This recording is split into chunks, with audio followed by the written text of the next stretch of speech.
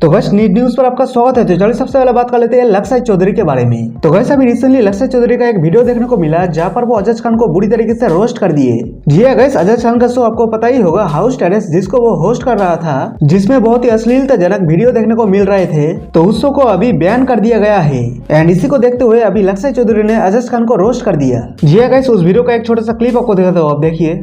खान को और 6 महीने में कुछ ना कुछ ऐसा करना होता है कि वो खबरों में बना रहे। एक बार उसने कैरी मिनाटी को पकड़ा था और बाकी ऑलमोस्ट वो दूसरे टाइम जेल जाके चर्चा में बना रहता है। 3,500 Ajaz Khan calling himself daddy. अबे तेरा खुद का बच्चा बड़ा होने के बाद तुझे डैडी बोलना बंद कर देगा, तू दूसरों।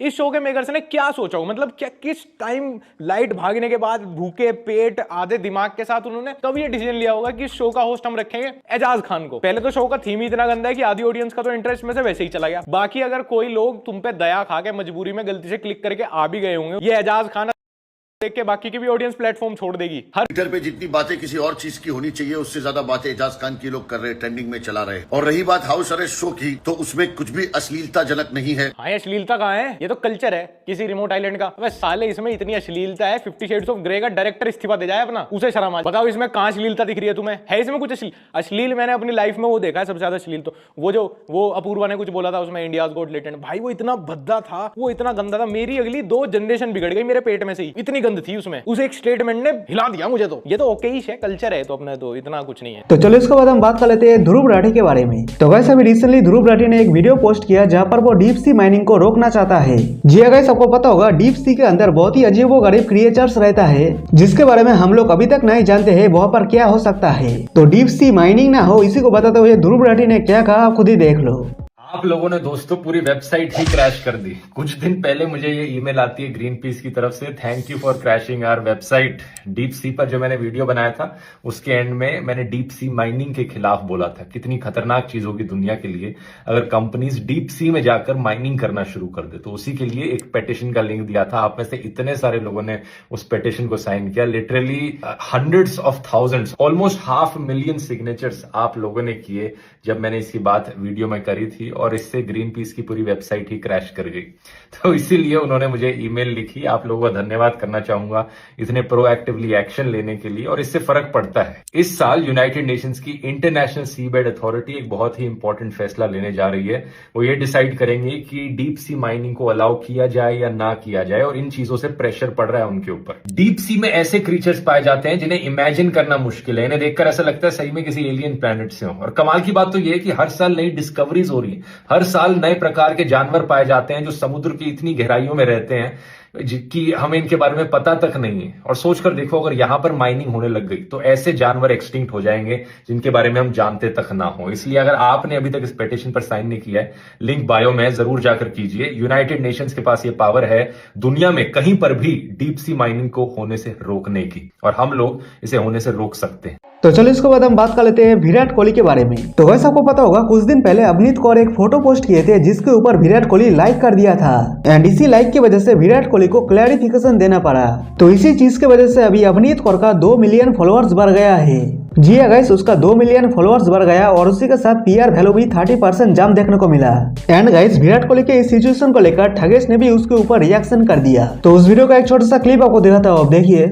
लाइक तो हो जाता है बहुत बार, मेरे से भी लाइक हो जाता है बहुत बार, बट क्या है मेरे को कोई पूछता नहीं है जितना विराट को पूछता है ऑफ कोर्स। तो उधर नजरें ज्यादा है लोगों की। तो लग रहा है ये भी हो सकता है कि अनुष्का ने लाइक कर दिया हो। मुझे तो लग रहा है कभी क्या कपल है मस्ती वस्ती कर रहे होंगे, फंसाने के लिए लाइक वाइक कर दिया। तो बहुत फनी सीन था भाई। जो बंदा स्पॉन्सर्ड पोस्ट के अलावा कुछ डाल नहीं रहा था, उसने बस एक दिन पहले वाइफ के साथ पोस्ट डाला हैप्पी बर्थडे का, उसी दिन सारा कांड हो गया भाई। सारा कांड उसी दिन हो गया। मतलब भाई सोचता रहेगा कि छोड़ो भाई मैं स्पॉन्सर्ड पोस्ट ही डालू तो अच्छा है, मेरा मैनेजमेंट ही संभाले तो अच्छा है। ये हाथ में नया नया फोन आया, पता नहीं क्या हो जाता है। वर्स्ट थिंग क्या था पता है, वो फैन अकाउंट पे भी था, तो वो और खराब हो जाता है कि स्टॉकिंग वाला सीन बन जाता है ना यार। अब ऑफ कोर्स यार विराट भाई थोड़ी यार ये सब करेंगे स्टॉक वॉक यार किसी के फैन अकाउंट पे जाके, मतलब हो गया रहेगा। मेरे को लग रहा है वो फीड में कुछ हो गया रहेगा भाई, पता नहीं यार। तो चलो इसके बाद हम बात कर लेते हैं फूड फार्मर के बारे में। तो गाइस, फूड फार्मर ने बताया पतंजलि गुलाब शरबत एंड रूह अफ़ज़ा इन दोनों में से कौन सा बेस्ट होगा, मतलब कि इन दोनों शरबत में से कौन सा शरबत सबसे अच्छा होगा। इसी को बताते हुए फूड फार्मर ने क्या कहा आप खुद ही देख लो।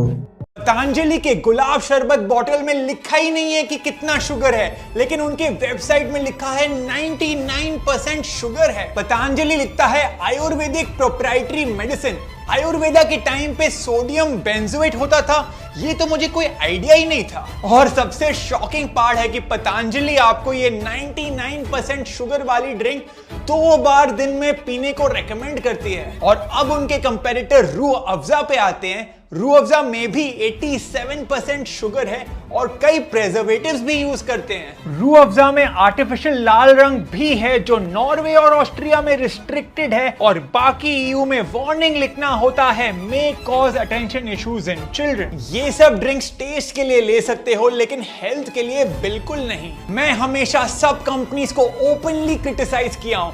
लॉयर्स मुझे बोलते हैं ब्रांड नेम के बदले कोई राइमिंग वर्ड यूज करने, लेकिन मैं कभी राइमिंग वर्ड नहीं यूज करता। लॉयर्स मुझे कहते हैं लोगोस ब्लर करने, लेकिन मैं आज तक कभी लोगोस ब्लर नहीं किया हूं। तो जो लोग कहते हैं कि फूड फार्मा सिर्फ वेस्टर्न कंपनीज के अगेंस्ट वीडियोस बनाता है और इंडियन कंपनी जैसे पतंजलि के अगेंस्ट वीडियोस नहीं बनाता है, तो चलिए इसके बाद हम बात कर लेते हैं सोनू निगम के बारे में। तो वैसे अभी सोनू निगम कन्नाडा सॉन्ग कंट्रोवर्सी के ऊपर रिएक्ट किए।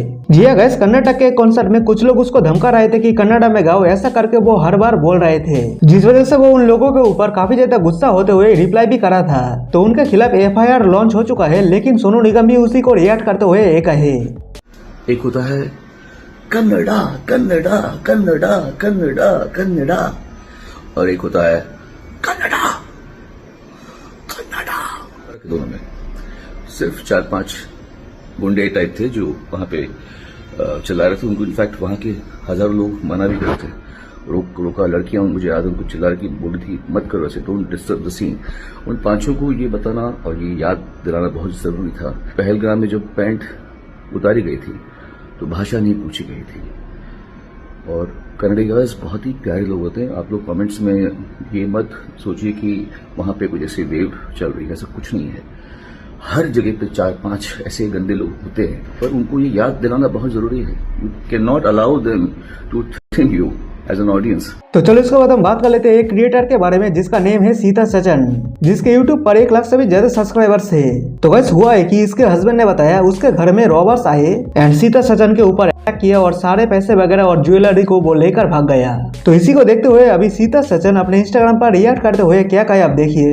गाइस आज सोच के मेरा दिमाग इतना पागल हो रहा है कि मेरे घर में बताओ चोरी हो गई। मेरा इतना ब्लड गिर रहा था कि मैं क्या बताऊं। और मैंने फोन करवाया मेरे हस्बैंड जी ने, तो मुंह पे मना कर दिया। हमने अपना परिवार के तरीके समझा कि हमारी वो टीम नहीं है, मेरा परिवार है एक तरीके से। पब्लिक में काम कर रहे हैं सोशल मीडिया में तो एक परिवार ही तो हो जाता है, आप लोग को सोचो। और मेरे साथ मेरे आज मतलब कि भगवान ने दिया किसी को नहीं है हम दोनों के अलावा। तो लोग मुंह पे तो बहुत ही अच्छी बातें करते हैं, लेकिन सामने जता दिया कि कौन कैसा है।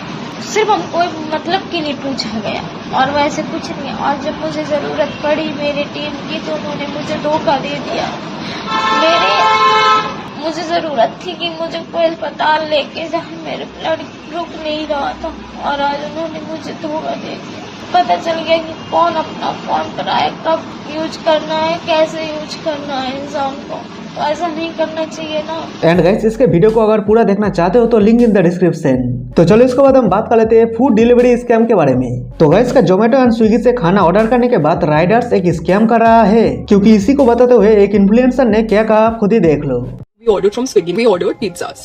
Then after 15-20 minutes, we get a call saying that the driver has met with an accident, so the restaurant will fulfill the order directly. So just to cross-check, after like 10 minutes passed, we called the restaurant directly and asked them, and they said that we do not do direct deliveries. We only do it through Zomato or Swiggy. So we were like, okay, that's a red flag. Contacted Swiggy directly about it, and we asked them. So Swiggy was again like, no, your order cannot be fulfilled. So we'll just process the refund. And then we received a refund, and we were like, okay, the food is definitely not coming.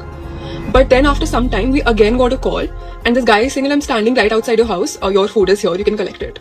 And we were like, that's weird, and we checked and he was there with our order. Now this guy goes that आपको refund मिल गया होगा, तो आप ये QR code है, आप इधर directly payment कर दो. We just told him that we'll pay through them, we are not going to pay you directly. So he's like, नहीं मेरे boss भी है call पे, वो भी बोल रहे हैं कि सीधा इसे QR code पे करना है. So we were like, कौन है boss? So he said restaurant manager. So we called the restaurant directly, and then we spoke to the manager there, and the manager himself said that we do not do direct deliveries, and the manager said कि आजकल बहुत common scam चल रहा है, so you just take the pizza and definitely do not pay him. तो guys आज के लिए बस इतना ही, और इसी तरह रेगुलर अपडेट रहने के लिए चैनल को लाइक एंड सब्सक्राइब भी कर देना। तो मिलते हैं नेक्स्ट वीडियो में, तब तक के लिए जय हिंद, वंदे मातरम।